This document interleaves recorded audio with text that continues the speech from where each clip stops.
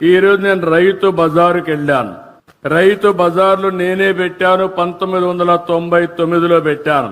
ఆ రోజు ఒక మంచి ఉద్దేశంతో రైతులకు గిట్టుబాటు ధర రావాలి, వినియోగదారులకు నాణ్యమైన తక్కువ ధరకే కూరగాయలు గాని వ్యవసాయ ఉత్పత్తులు ఇవ్వాలని ఆ రోజు ఈ కాన్సెప్ట్ తీసుకొచ్చాం. దీనికోసమే పల్లె వెలుగనే పేరుతో ఆర్టీసీ బస్సులు కూడా తీసుకొచ్చాం.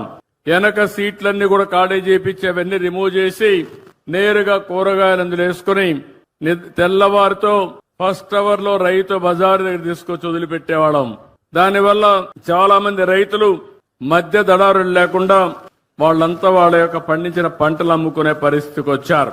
ఇంకో పక్కన ఎవరైతే వినియోగదారులు ఉన్నారో వాళ్ళంతా నేరుగా రైతు బజారుకి వెళ్తే నాణ్యమైనటువంటి సరుకులు దొరికేటివి, ఫ్రెష్ గా వెజిటబుల్స్ ఉండేటివి. అలాంటిది ఆ కాన్సెప్ట్ మీరు చూస్తే ఈ రోజు 125 రైతు బజార్లే మన దగ్గరున్నాయి. కానీ కారణాలు ఏదైనా కావచ్చు గాని కాలక్రమేణా దీనిపైన శ్రద్ధ పెట్టలేకపోయారు. ఈ రోజు నేను చూశాను, ఏదైతే ఇక్కడ చూసిన రైతు బజార్ని ఒక ఆదర్శంగా తయారు చేస్తాను.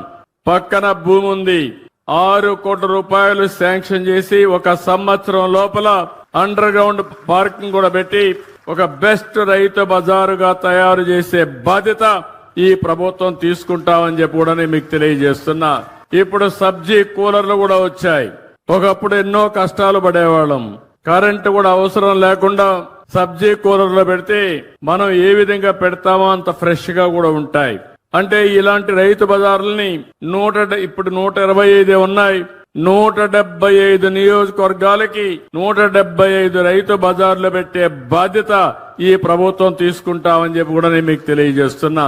నేను ఒకటే ఆలోచిస్తున్నాను, రైతులకు గిట్టుబాటు ధర రావాలి, వినియోగదారుడికి సరస ఇన్ఫ్లేషన్ పెరగకుండా వీలైన తక్కువ ధరకి నిత్యావసర వస్తువులు కొనే అవకాశం ఇవ్వాల్సిన అవసరం ఉంది.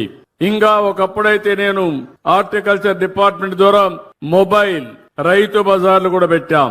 ఇలాంటి వినూత్నమైన కార్యక్రమాలతో ముందుకు పోయి మీ ఇంటి దగ్గరనే కూరగాయలు గాని, ఇప్పుడిప్పుడు నేచురల్ ఫార్మింగ్ వచ్చింది, ఆర్గానిక్ ఫుడ్ కూడా వచ్చే పరిస్థితి వచ్చింది.